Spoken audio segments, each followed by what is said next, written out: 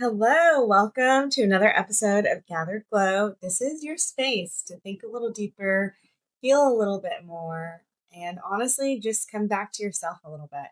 So, whether you're walking, driving, laying in bed, staring at the ceiling, I'm really glad that you're here. And today I want to talk about something that might sound a little controversial, and especially since for many, many years in my career, I've said the opposite. So, most people, and I think leadership or learning and development, are very familiar with Simon Sinek's book, Start With Why.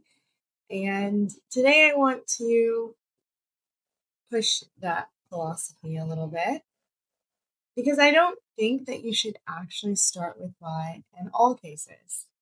I actually think for yourself, you should start with what. And I know that Simon Sinek probably felt like some disturbance in the force field out there because for years I know it's like, it's important to start with why, and he makes very valid reasons why we should. And I'm going to talk about some of those reasons, and I believe it as well. But I want to just say, because I think that this matters, that Simon Sinek is very right. That when you're communicating with other people, you should start with why. When you're leading a team, you're aligning people, you're trying to bring others into a vision or into a conversation, you want to build belief, understanding, and connection. And starting with why really helps people understand. So that is very real. And you should not abandon it. I want you to lean into it, especially when it comes to other people. But when it comes to yourself, I want to challenge your perspective. And I want to shift it a little bit. Because for yourself, I think sometimes we get stuck, especially for my high achievers, my deep thinkers, the very intellectual ones, and high in strategy. I think that sometimes we can get stuck in the why and wanting to problem solve because you probably have been promoted and recognized for your problem solving abilities. And so if I'm being really honest, there's so many times where even myself I've sat back and I thought, like, why is this happening? Why are they doing that? Why do I feel this way? Why isn't this working? And by asking why over and over, sometimes it's a good thing, and sometimes I've gotten to the bottom of something or clarity or an answer. But more often than not, especially for things that I don't have direct agency over, it is just an exhaustion period. It's like trying to unpack something and really never getting anywhere. It's like going back in time and like talking about something I don't know that happened, but why it happened, it's already happened, right? So most of the time, I don't think that we need more understanding for ourselves. Sometimes there is, but I think the understanding comes second. So I want to ask you something before I get into the order I think for ourselves it should come. I want to ask you, and I don't want you to overthink this question, but where in your life are you asking why? When actually you need to be deciding or asking yourself what. And just for a second, I want you to take a notice and see what comes up for you. See if you're feeling anything, maybe even a sense of relief, because you don't have to figure out some things. You have to figure out what it is that you're asking and what it is that you want. So I've had some space recently, and I've been traveling, as you can see behind me. I'm still traveling. I've been in new environments. I've been really like exposed to new cultures and surrounded by like, people, some expectations, some noise. Honestly, just like a lot of people, a lot of movement. My days have been so full to the brim. I would love to just share with you and show you photos of everything that I've been doing and everything going on. But sometimes when you are in such a constant state of go, go, go, something really special happens when you get quiet and you hear yourself. Like like really hear yourself. Not the version of you that you think others want you to say or do or how they want you to be, but what you really want. And I caught myself recently in a loop. of like, why is this happening? Why is this person not responding this way? Or why is all these whys, right? Like I caught myself looping around and trying to make sense of situations. And I realized that the why behind it is not for me. At some point I have to understand what do I want?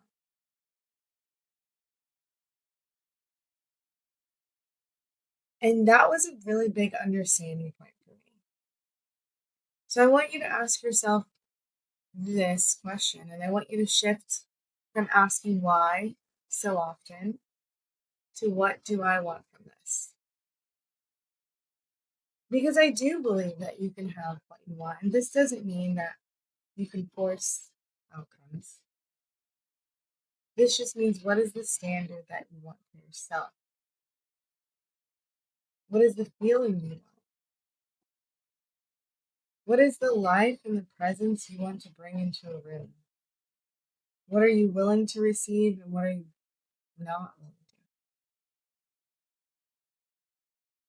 So asking, what do I want from this? Because starting with why something happens, starting with any why, and starting with the what are going to give you two very different outcomes and two very different lives. So if someone, whether it's a leader, a partner, is inconsistent with you, you can spend months, and I've seen people spend months asking, why are they like this? Why is this culture like this? Why aren't they communicating? Why do I keep attracting this? I've heard that too. And I don't know if I think that those questions are powerful, but I think you lose a lot of energy in the process of understanding those questions if you don't start with what am I available for? What am I willing to give? What am I willing to stand for? And I think a lot of people don't ask that question because it requires a sense of vulnerability and knowing that there may be some discomfort. That the answer you get back from yourself may not be the one that you wanted. You may want to stay in a known situation because it's more comfortable than the unknown, or the discomfort of change, or the discomfort of having to be courageous and use your voice or put yourself out there in a risky way. And so I really want you to listen to that answer for yourself. What am I available for? Because it might be uncomfortable. And I think you got to get comfortable with the uncomfortable because it means that you have to stop entertaining things that you've been hoping would change. And I am like you, I don't like that part. I want to tell you, I don't think that that is fun. We love clarity. And I think we oftentimes love clarity until it requires action. So I asked you a question earlier, and I'm going to ask you another question. What are you currently tolerating that doesn't actually match what you want? And I want you to be honest because this is for yourself. And this could be in a job, this could be in your own kind of internal world. This could be that you're tolerating, you could be tolerating qualities from team members, coworkers, and you can't change another person. This isn't about changing someone else. This isn't about resistance or like pushing against. This is about understanding you, the truth of what you want. Because in standards, not the kind that you like post about or that we put on LinkedIn, but the kind that sound truthful to us, the ones that we actually live, the real standards, not the ones where we say we would never tolerate something, but then we watch your actions and we're like, you're definitely tolerating it. The real ones, the real life ones, they're not built by what you say you want, they're built by what you choose to accept. And what you tolerate becomes your life. And I think I want to say that again because what you tolerate becomes your life. It becomes what either nurtures you or takes from you. It becomes the canvas that you choose. And that is so powerful because it's not outside of you. You are holding the paintbrush. So even at work, when you're asking, and I hear this, like, why aren't they recognizing me? I'm working so hard. I've done everything that they've asked for. My performance review is always excellent. Why am I not being promoted? And why? The one question I get a lot recently, the most, is why does this feel so hard? Why, when I know I love what I do, does it feel so difficult some days? Or what kind of environment do I want to be in? That's the shift. That's the shift I want us to start asking is not the why didn't they recognize me, but what kind of environment do I actually want to be in? One where I'm recognized for my gifts, for my talents, my skills. What standard am I holding for my work, my communication, and my growth? That lets you know, or have you been in a place long enough to know that it might be time to make a move? Or it might be time to have a difficult conversation. And what am I willing to keep giving my energy to? Because you're choosing to give it.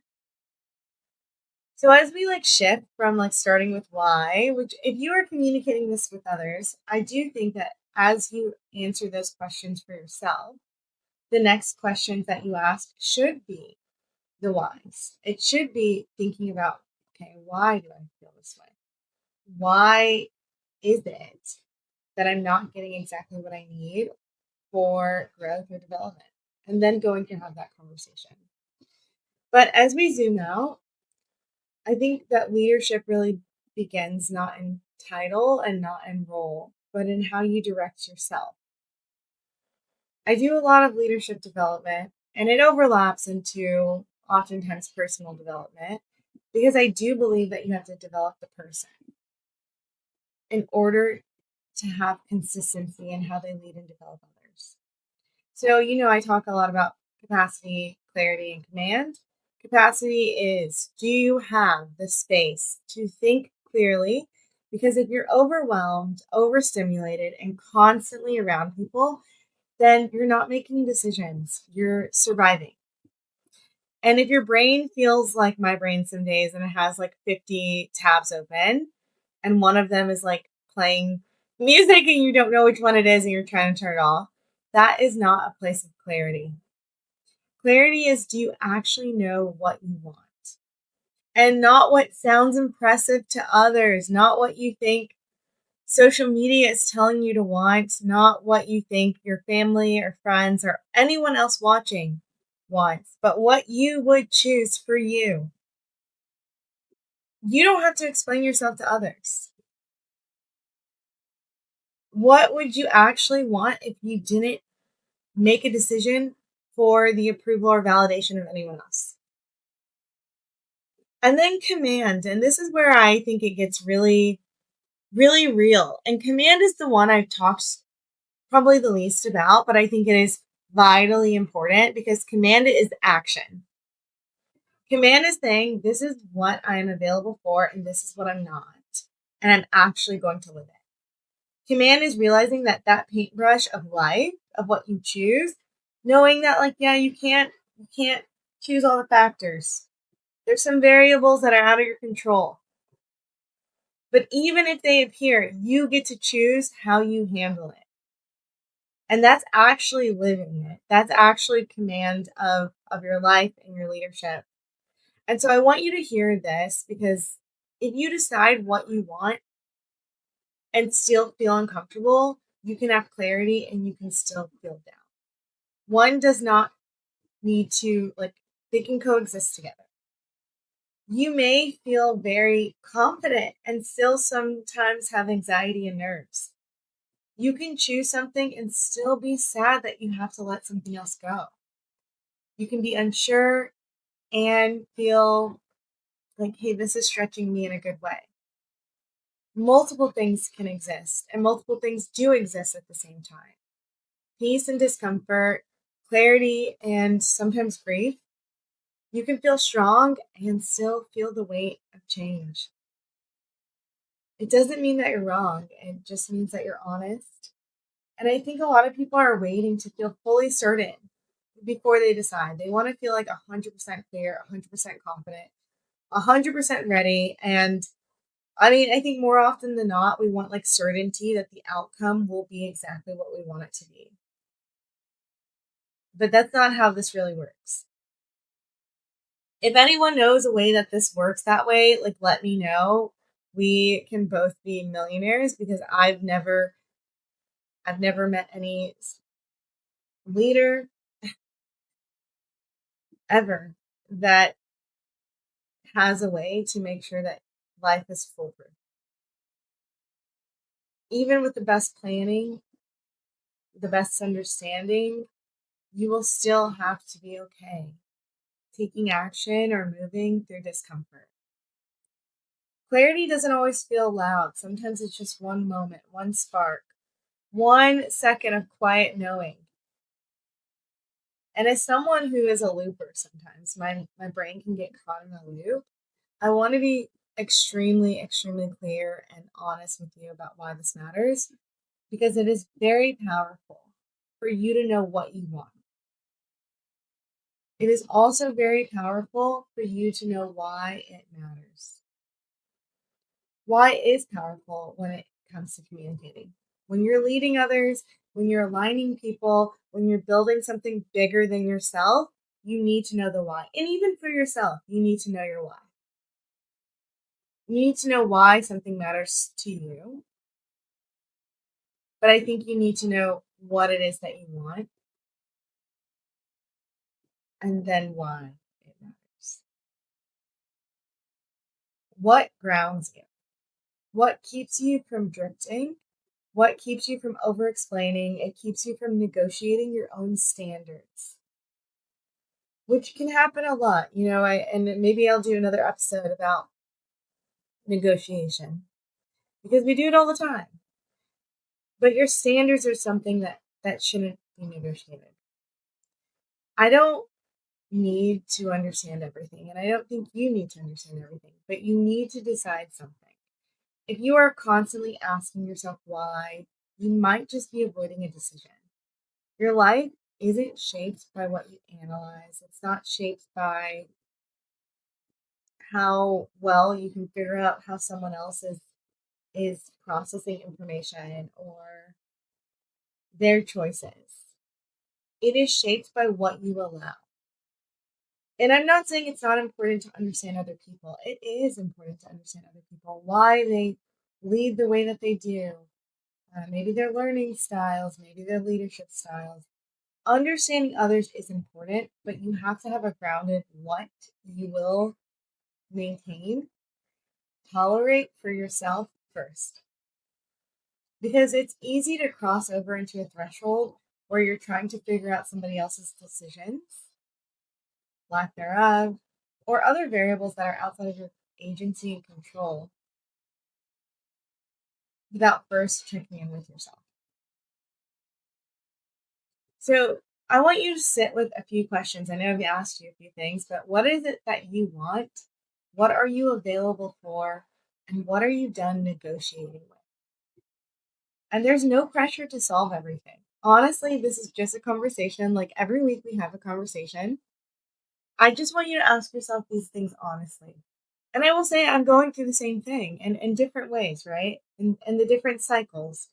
There's some areas in work and in life where these questions no longer persist because I don't tolerate certain things anymore, because I don't negotiate certain things. But in other areas, I recognize, oh, I was asking, why is this not moving? Why are they not making this decision as quickly as I think they should? Why? And I realized the why is no longer my, I won't tolerate the why because it's taken from my what. My what of I want to live a life that is full and whole and does not consume extra energy from me to be myself or to lead with my gifts. So I want you to think about those questions. And as always, I thank you for being here and taking a moment to actually think and reflect and not just move through life, but like truly be in it. The work I speak about here and I do in my workshops is to help you lead more effectively, but not to lose yourself, your presence, your joy in the process. So if any of this resonated with you, send it to someone and ask them to listen. Maybe it's someone who's been asking why a little too much lately. You are already powerful. This is not about deciding where that power, if you have power, it's about deciding where do you want your power to go. What you do next is up to you. I am always, always thrilled and happy that you are joining. Please like and subscribe, and I can't wait to see you in the next episode. I'll talk to you soon. Bye.